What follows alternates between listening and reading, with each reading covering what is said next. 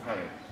Tengo a mi espalda una de las típicas cruces de mayo del pueblo del Aljarafe sevillano, de Gines, un pueblo rociero, y en el que hoy vamos a visitar a un tallista. Vamos a conocer otro oficio aún quizás más complicado y que reúne y necesita de más requisitos para ver una obra terminada. Así que vamos a visitar a José Manuel Rodríguez Melo, que nos abre las puertas de su taller amablemente. Vamos para adentro.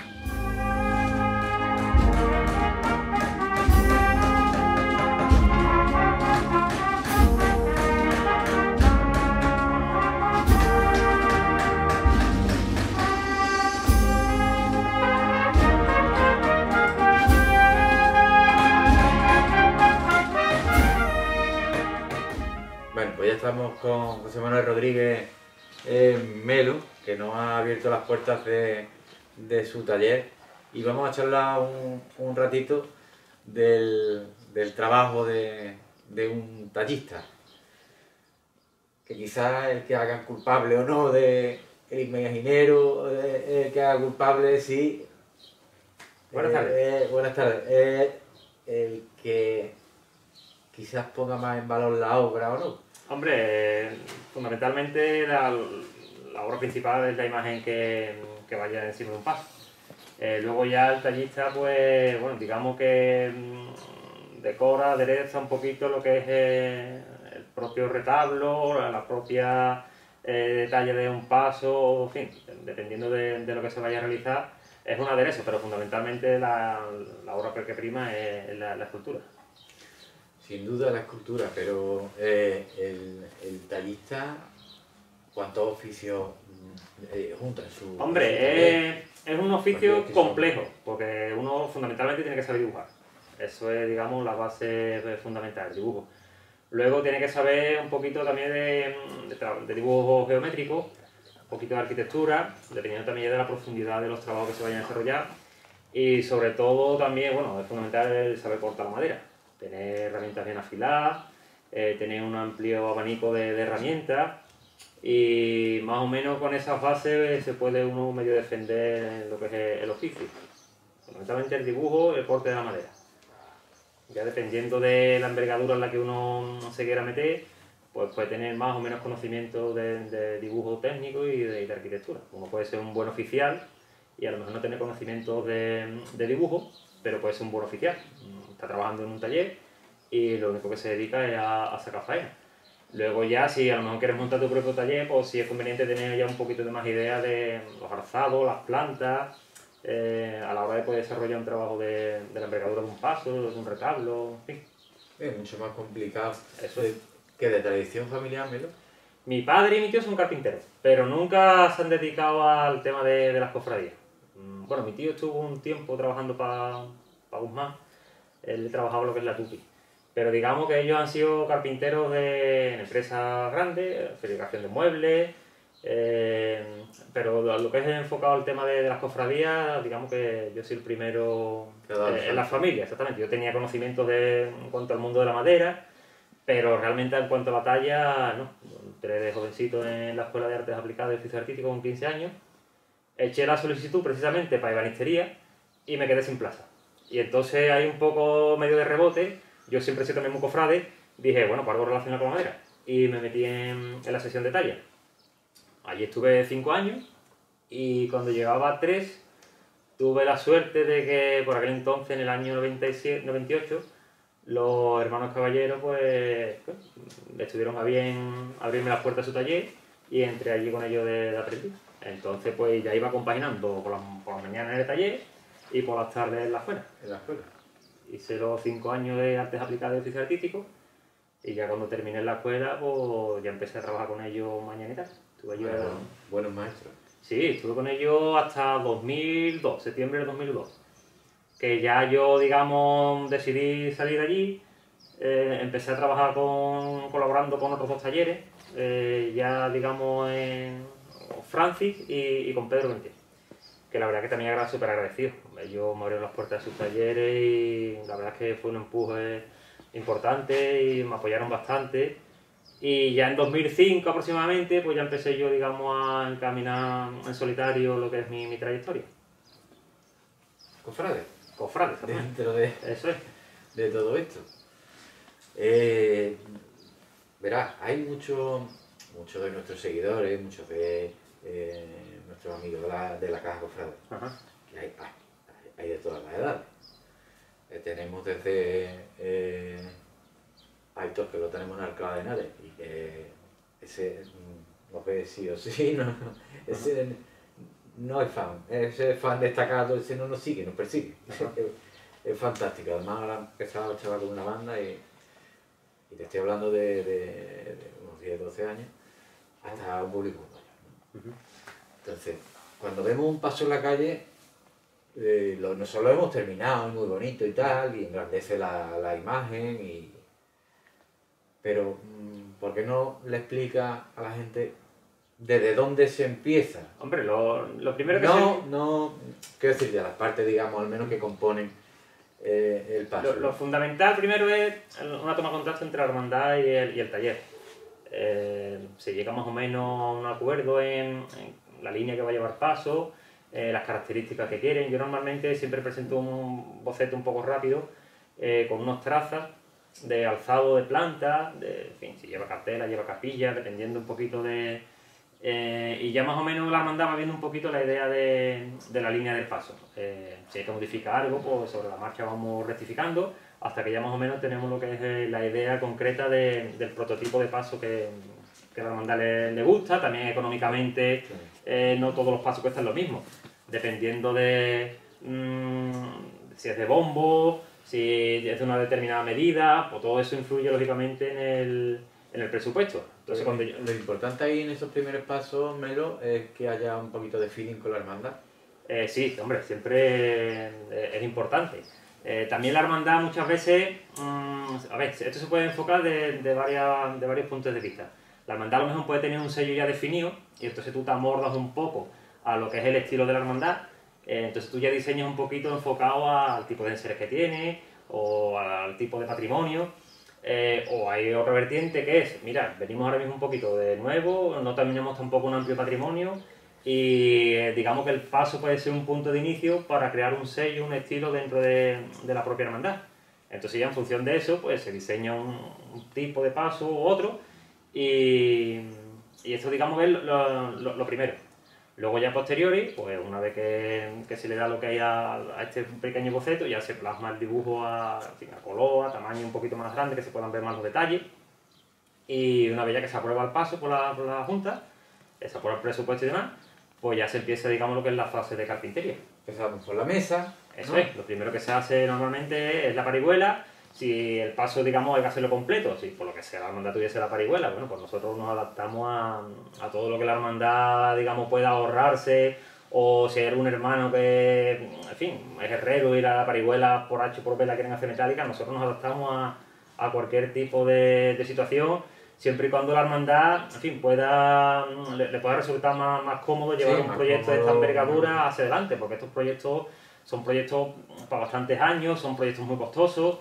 Y, hombre, la verdad es que todo lo que sea facilitar a la hermandad el inicio de un proyecto de esta envergadura, pues nosotros intentamos echar una mano. Dicho lo anterior, ya se traza, digamos, la planta del canasto y el alzado a tamaño real. Y ya junto con el carpintero, pues se van sacando, digamos, las distintas cerchas, las distintas partes de un canasto. Tenemos la mesa, eso es. Ahora hemos ido al canasto, la parte superior. Eso es, el canasto se compone por distintos tramos, quiero decir, llevan muchísimos pegamentos dependiendo de la conformidad que lleve la planta del canasto, y eso va luego por cerchas, digamos, se va componiendo por capas, totalmente independiente, para que a la hora de cuando se haya que tallarlo, pues sea más cómodo. Ya una vez que se tiene tallado lo que es el volumen de las partes extra independientes, pues ya así se van montando, se van pegando. También hay que tener en cuenta que a la hora de hacer un montaje de estas características hay que facilitarle luego la labor al dorador. Entonces, aunque nosotros veamos 70, 80 centímetros, 65 centímetros de canasto, eso también son partes que son desmontables para que a la hora de cuando haya que barnizar o dorar ese paso, se le pueda facilitar la labor a la persona que viene detrás y pueda defender bien el trabajo. Es que ahí es donde yo veo lo complicado del tallista, ¿no? Que tiene que coordinar muchas tareas y muchos... Hombre, si tú quieres que tu trabajo tenga un buen resultado, tú tienes que pensar en la persona que va a venir detrás a culminar, digamos, tu trabajo. Porque si tú solamente piensas en ti, en tu facilidad, en tu comodidad, le puedes estar complicando el trabajo a la persona que venga detrás y, lógicamente, tu trabajo va a ir en decremento, porque no va a poder defender bien lo que es la faena. Entonces, todo lo que sea facilitarle por piezas independientes, todo lo que sea desmontable, todo lo que se pueda facilitar, pues mucho mejor. Sí, pero me refiero sobre todo a engrandecerlo luego, ¿no? En la terminación, ¿no? El dorador, el charolista o incluso quien pinta o hace distintas técnicas que se puedan... Las diferentes técnicas, ¿no? Eso es. O sea, entiendo que es como un director de obra... Hombre, sí, porque realmente el diseño, digamos, lo crea el tallista, en este caso que soy yo. Tú ya, digamos, estás viendo la obra totalmente culminada. Luego es verdad que ese paso puede enriquecer bien con orfebrería, con ornamentación menor de un imaginero, con pintura. Todo eso, digamos, que son complementos que van a enriquecer luego el trabajo que te has hecho de talla, pero que inicialmente tú ya has proyectado. ¿Y te has puesto alguna meta o algún sueño? Hombre, yo creo que a todos les gustaría, lógicamente, tener un paso en Sevilla. Eso, digamos, que es como la obra cumbre, es como el torero que va a la maestranza y quiere salir por la puerta del príncipe, ¿no? Pues yo entiendo que cualquier tallista, sobre todo joven, que yo me considero joven, lo que le gustaría tener realmente es un paso en Sevilla.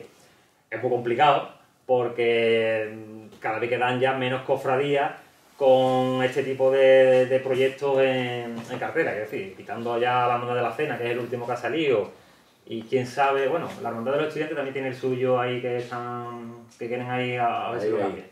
Y luego ya muy complicado veo yo que no es porque la Hermandad no le gustaría, la Hermandad de San Buenaventura con el crucificado.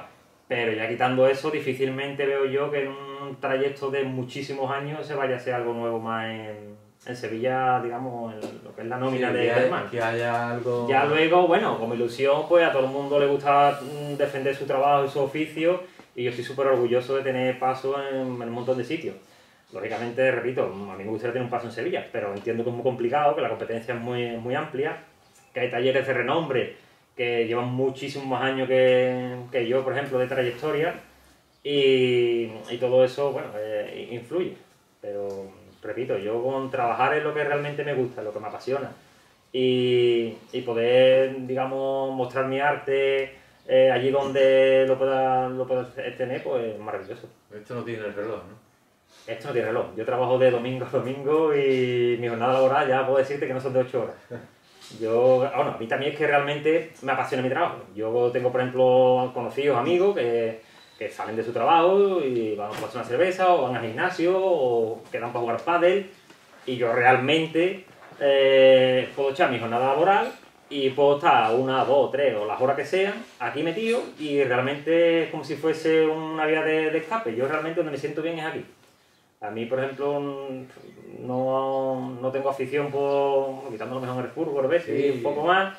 O cuando llega Semana Santa, pues bueno, los ensayos de las cofradías que sacamos y demás. Pero luego el resto del año, realmente lo que me gusta es mi trabajo y mi gubia. Yo vengo sábado, domingo, día de fiesta, quiero decir que yo no tengo problema por trabajar. Y no te pesa. Que va. Yo aquí es como cuando se dice que los futbolistas cuando juegan o cuando entrenan es cuando están en sus... Quiero decir, para descansar pues necesitan estar jugando al fútbol o metidos en el mundillo. Pues igual, yo a lo mejor prefiero estar un sábado por la tarde a lo mejor aquí, haciendo mis cositas, aquí solo, con mi música y mis cosas, antes a lo mejor que poder estar viendo una película sentarse fuera de mi casa. Eso es... También reconozco que muchas veces hay que desconectar y hay que... En fin, hay que tener más vida, pero repito, a mí es que me gusta mucho mi trabajo. Con alegría, ¿no? Sí, yo disfruto. Que eso sea así, que todos los días sea una ilusión, que sea un disfrute, ¿no? Del trabajo, ¿no? Y cada trabajo te inspira o te da una ilusión mayor o menor. Hombre, hay que entender que hay trabajos de distintas envergaduras. Hay trabajos que lógicamente te llevan varios años lo que es la ejecución del trabajo. Hay otros que, por ejemplo, a lo mejor en, ¿qué digo yo? Un mes lo tienes listo, pero la ilusión es el máximo. Yo, por ejemplo, tengo hecho trabajos que me han llevado 6-7 años, tengo hecho pasos completos y que me han creado una ilusión súper importante, vamos. Y luego, perdona, ¿alguno de esos pasos completos que podamos saber los puntos donde poder verlos? En Sanlúcar de Barrameda, mira, tengo que comentarte. Yo, por ejemplo, en el año 2008, cuando vino la crisis, la famosa crisis de 2008, yo la verdad es que tuve mucha suerte, porque yo en un fin de semana tuve la oportunidad de firmar 2 pasos completos. Bueno, un paso y medio, digamos, porque el otro paso estaba hecho de carpintería. Este primero que estaba hecho de carpintería era de una hermandad de Elche, que llevaban 5 años con el paso hecho de carpintería, y con el tallista que tenían contratado el trabajo, pues por circunstancias no llegaban al entendimiento de que este hombre empezó a hacer trabajo. Y bueno, tuvimos la ocasión de conocernos en una igualdad aquí en Sevilla, en la Hermandad del Valle, y hablando un poquito del asunto, pues surgió el tema y le comenté, digo, mira, pues yo casualmente soy tallista, me dedico a esto. Pues. Y total, que cuando llegó a Elche lo comentó en su hermandad y tuvimos la oportunidad de presentar un dibujo, de dar presupuesto y nos aceptaron el presupuesto. De hecho, el trabajo se está acometiendo a día de hoy. Y ese mismo fin de semana firmé este paso para Elche. Ese es el paso entero. Y luego firmé, no, digamos el que estaba hecho de carpintería.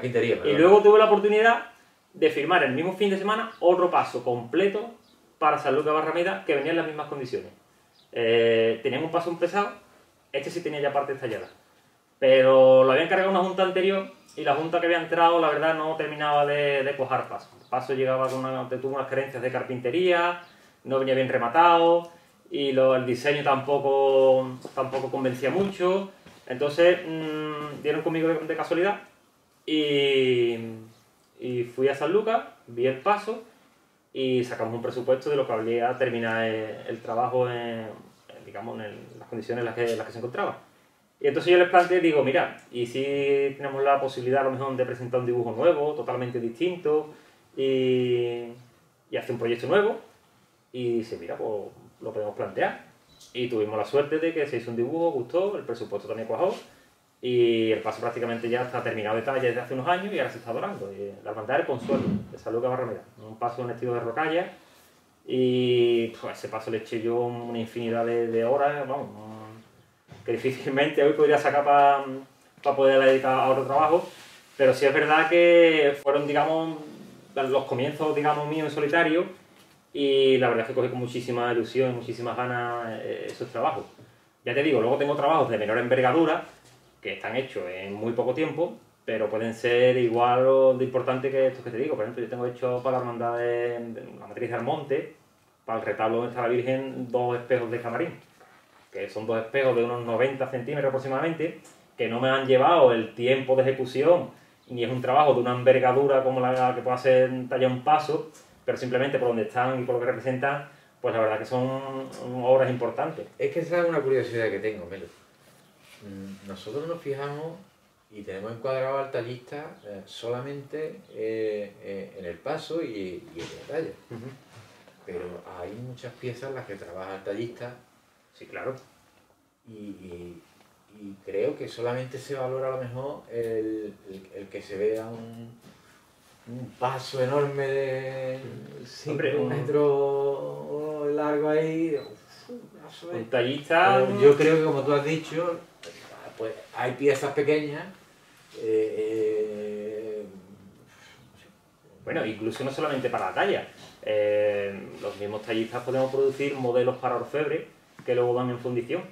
Los orfebres muchas veces necesitan tener una pieza determinada, que hay que reproducirla, y por sus características en sí, pues necesitan o bien modelarla, o bien necesitan tallarla, o necesitan un modelo para un llamador, en fin, son trabajos que digamos que aparentemente no tienen una repercusión importante, pero que sí son trabajos que hacen falta para este tipo para otros gremios dentro de la Semana Santa. Claro, yo lo que me venía a referir es que lo que tú dices, por ejemplo, de los espejos de la Virgen de Rocío, pues sí. A lo mejor no lo sabemos. Hombre, el retablo se sabe todo el mundo que es de Antonio Martín, que el retablo se hizo, tardaron muchísimos años en hacerlo, Pero sí es verdad que gracias a un amigo que tengo en Armonte, que la verdad fue miembro de Junta también en la matriz de Armonte, y que lo conozco hace un montón de años. Y, en fin, se basamos un poco o el espejo donde mirar será, por ejemplo, el Camarín de la Macarena, ¿no? El famoso Camarín de la Macarena con los espejos. Entonces, tenían la cosita de que allí cuando llega el día de la Candelaria, hacen la subida de los niños, en febrero. Y entonces, claro, se hacía la subida, pero no había posibilidades de ver a la Virgen.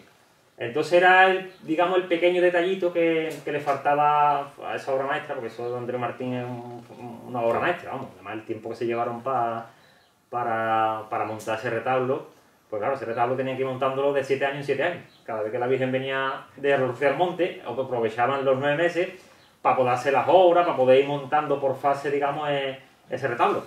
Entonces, claro, Manolo Galán, de aquí le mando un saludo, tuvo a bien acordarse de mí cuando llegó el momento de poder realizar lo que son los espejos. Entonces, en un principio me acuerdo que íbamos a empezar por un espejo pequeñito, de unos 30 centímetros, van en la parte de atrás de las columnas. Lleva allí 2 estípites y entonces empezamos un poquito más grande. Esto se va a quedar pequeño porque solamente se va a ver la cara. Bueno, un poquito más grande. Ya, un poquito más grande, ¿no? Para arriba, para abajo. Hasta que llegó el santero José Antonio y dice, mira, esto es una pena hacer un espejo solo que se vea la cara de la Virgen. Dice, aquí se tiene que ver el niño también. Y entonces al final decidimos hacer 2 espejos de unos 90 centímetros aproximadamente. Acabó en el metro, ¿no? Exactamente. Y fue un poquito complejo el trabajo, porque eso lleva detrás unos puntitos, unas bombillitas, unos LED, que están estratégicamente colocadas para que iluminen ciertas partes de la imagen, ¿no?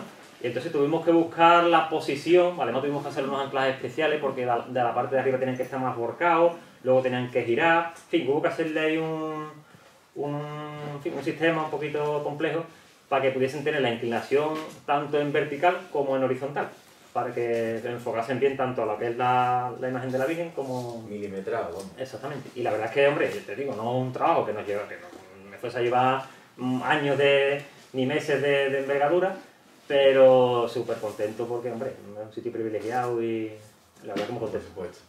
Fíjate lo que son las cosas. Viniendo para acá, venía hablando con un compañero a la cámara y veníamos hablando de que, bueno, en esta fecha ya estarían algunas de camino y mira por dónde hemos acabado hablando de la Virgen de Rocío. De hecho, hoy aquí algo tendrá que se hace presente. Sí, la verdad es que, vamos, de hecho esta semana, por ejemplo, empezó aquí en el pueblo la novena la novena de la Hermandad del Rocío. Exactamente. Pueblo muy rociero. Un pueblo muy rociero, sí señor. Bueno, pero volviendo a tu obra, ¿en qué andas enfrascado últimamente? Pues mira, después de muchísimos años que hemos tenido ahí un impasse, hemos empezado a retomar, ya empezamos el año pasado, el paso de Bellavista, precisamente no sé si es este que tenemos aquí detrás, que se están tallando ahora lo que son los laterales del canasto. Luego tenemos un juego de candelabro para la Hermandad del Carmen de Córdoba, que también se tenía que haber empezado el año pasado, pero por el tema de la pandemia, pues la verdad, se quedó parado el trabajo y lo hemos retomado este año. Tenemos también unos respiraderos para la Hermandad del Resucitado de la Carolina, que tenemos hecho ya parte y vamos a cometer ahora otra parte de ellos. Tenemos que terminar también la trasera de los respiraderos de un paso que tengo ya prácticamente concluido para la Hermandad de Columna de Algeciras. Detalla. Bueno, estoy terminando también una peana para aquí, para el pueblo, para Santa Rosalía. Hay que hacer también un juego de candelabro, terminarle algunos paños del canasto que faltan. Es un paso pequeñito, pero es muy coqueto, la verdad. Está quedando muy bonito. Además fue mi primera obra esa fue mi primera obra que yo hice, digamos, a nombre... Oficial. Exactamente. Sello oficial. La primera. Un pasito de gloria muy pequeñito. Y la verdad es que me contento también de ver si somos capaces de aquí a un par de añitos, que hacen el 300 años, pues lo que es culminar lo que es el pasito. Y luego, bueno, de carpintería, que es, digamos, el 50% del taller, que es la parte que lleva mi primo, pues hemos dado bastantes presupuestos. Tenemos, por ejemplo, ya firmado una parihuela para Úbeda, tenemos otra para Rociana, otra para Montoro, un techo de palio que tenemos que hacer también para aquí, para la Hermandad Sacramental de Tomares. Tenemos presupuestada, que ahora mismo no se puede decir, digamos, que no está firmado, algún que otro trabajito más en cuanto a temas de parihuela. Y bueno, gracias a Dios no podemos quejar. Tenemos aquí también un mueble y una vitrina para un particular para meter una imagen para Madrid. En fin, la verdad es que no nos falta la fe. Nosotros dentro de la crisis esta que nos está cayendo, digamos que medio estamos aguantando un poquito Hay trabajo, el envío, entre otras cosas, porque también somos dos. Si lo mismo fuésemos en plantilla 7 o 8, pues la verdad no sería más complicado. Pero como somos dos, yo me dedico al tema de la talla, mi primo se dedica un poco al tema de la carpintería, pues nos vamos echando una mano entre uno y otro, y el mes que viene un poquito la cosa más complicada, pues nos ajustamos un poquito y así vamos capoteando. Exactamente, vamos capoteando la situación. Pues mira, ya que hemos empezado a hablar de tu obra y además con el fondo ahí tan maravilloso que tiene, pues ya aprovechamos y nos damos nos enseña algunas cosas que se puedan enseñar por el taller y nos lo vas contando, si te parece. Sí, hombre, ¿vale? Lo que se pueda enseñar. Sí, estupendo. ¿Vale? Venga, pues vamos a ello. Melo, antes de que empecemos a que nos enseñes algunas piezas, algo básico de tu trabajo, enséñanos. Hombre, fundamental es el tema de la fila de herramientas. Esto es una cosa que si no somos capaces de tener bien preparado, pues el trabajo no va a salir adelante. Entonces, mira, os voy a comentar un poquito cómo el sistema que a mí me enseñaron cuando entré con estos señores, que repito, el que me enseñó a fila, por ejemplo, fue Ramón Castillo. Y es el sistema que yo empleo. Para empezar, yo, por ejemplo, la máquina la tengo puesta al contrario. Es decir, mi máquina no anda en el sentido habitual que pueda andar una máquina de estas características. Y luego, normalmente, todo el mundo afila en vertical y yo afilo en horizontal. Se queda el filo más fuerte y bueno, así es como me enseñaron y la verdad es que me ha dado bastante buen resultado. Os hago una pequeña muestra para que veáis cómo queda el afila de la herramienta.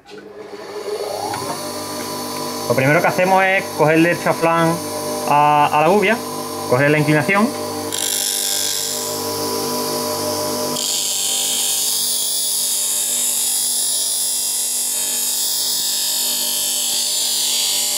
y una vez que tenemos ya lo que es el chaflán hecho, aquí sale una pequeña rebaba,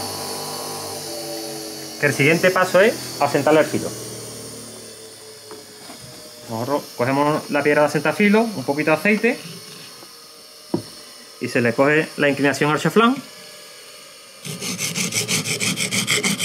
y se asienta el filo.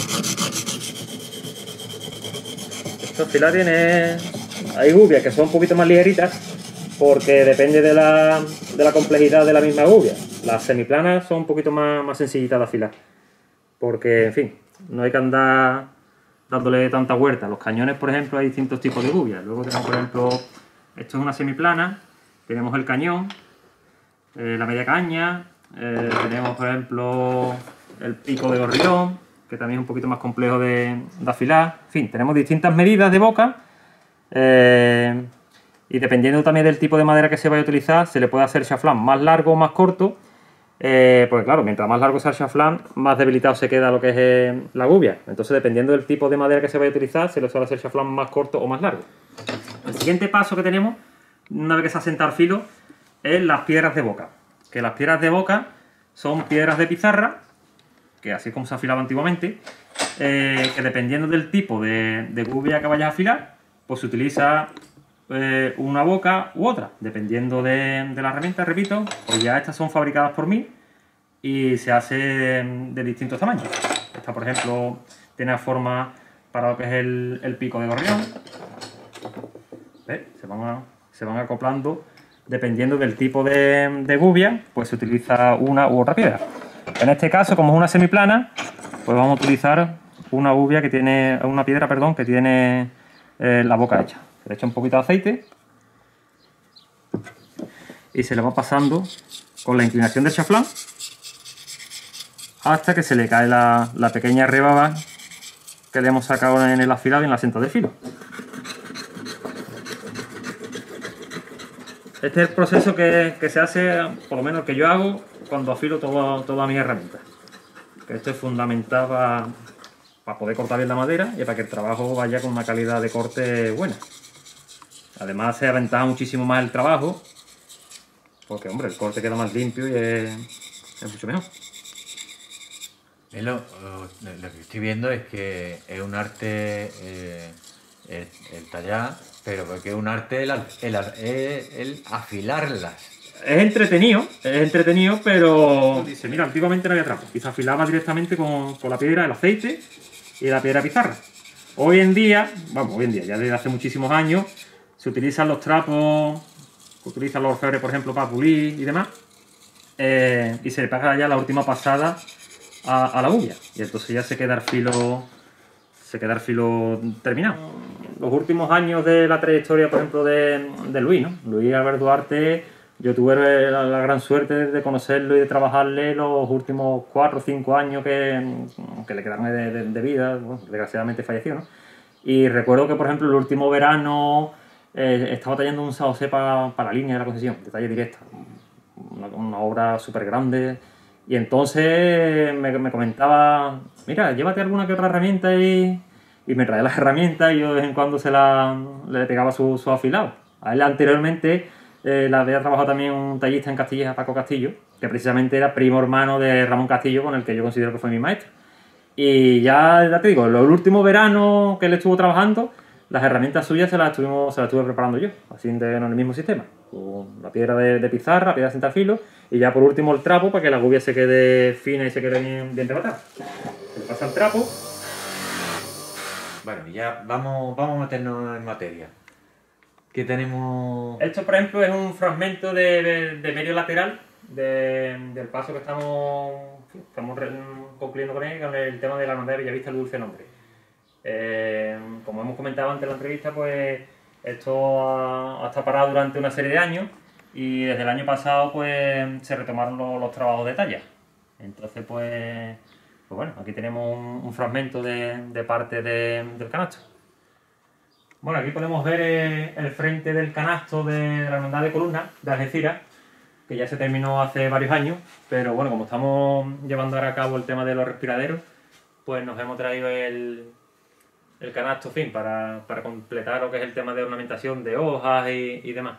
Aquí tenemos, por ejemplo, uno de los laterales de una parihuela que estamos llevando también a cabo, prácticamente para montarla. Bueno, pues después de todas las piezas que nos ha enseñado Melo, que hemos disfrutado muchísimo, y que él ya nos contaba algo en la entrevista, yo no, aparte de darte las gracias por abrirnos las puertas de tu taller, yo quería preguntarle si hay alguna curiosidad, hay alguna cosa que se nos haya quedado en el tintero, Melo. Pues bueno, mira, ya que lo dice, no sé si tendrá oportunidad de ver la entrevista o se la comentarán, pero bueno, yo desde aquí sí quería darle las gracias al que realmente considero que fue mi maestro. Es decir, yo entregué en el taller de los caballeros, como he dicho antes, agradecido eternamente por la oportunidad que me dieron, pero al que yo realmente considero mi maestro, el que me enseñó lo poquito que sé de este oficio, es a don Ramón Castillo, que era un tallista como la copa de un pino, dominaba los estilos como nadie. Y yo la verdad es que con 20 y pocos años, 18, entre 18 y 20 años, me pegué a todo lo que pude. Y repito, lo poco o lo mucho que pueda saber de este oficio, se lo tengo que agradecer a él, porque bueno, me enseñó desde afilar una herramienta hasta las terminaciones que hay que darle a las hojas, las composiciones, el tallo que nace de aquí, la hoja enlaza con esta. Y la verdad es que, bueno, estaré eternamente agradecido a este hombre porque me brindó una oportunidad en mi vida única. ¿O el que te dio la alternativa? Sí, bueno, él, digamos, colaboraba con este taller y yo en el momento que tuve la oportunidad, vamos, me empecé a trabajar en el banco que estaba justamente a su lado. De hecho, en mis comienzos tampoco que tuviese una cantidad de herramientas como las que puedo tener hoy, entonces siempre iba tirando de sus herramientas y él iba siempre supervisándome el trabajo, me iba dando indicaciones. A mí me llamaba Manolito, me decía, Manolito, esto por aquí, esto por allí, mira, esta hoja la tienes que interpretar de esta forma, esta picada darla de esta otra forma. Las hojas siempre tienen que terminar en esta situación, o los cañones para terminar. Y la verdad es que esa serie de cuestiones que él me indicó, yo las intenté llevar lógicamente luego a mi forma, porque luego tú empiezas a trabajar con varios talleres y te vas fiando en uno, tú dices, mira, pues esto me gusta, o de este otro me gusta esta cosa, hasta que tú ya poco a poco vas creando, digamos, tu propio estilo, dándole tu propio sello a la talla. Porque bueno, hoy en día se ven trabajos de Martín, de Guzmán, y desde lejos ya sabes tú, este paso es de fulano, este paso es de mengano, ¿no? Entonces yo, pues bueno, dentro de mis humildes posibilidades, pues he intentado darle mi toque personal. Y repito, Ramón Castillo, pues bueno, agradecido eternamente mientras sea capaz de coger mi mazo y mi gubia para poder desarrollar mi trabajo. Pues ahí queda ese agradecimiento. Y bueno, nosotros hemos llegado hasta aquí el programa de hoy, que hemos tenido la suerte de entrar en el taller de José Manuel Rodríguez Melo.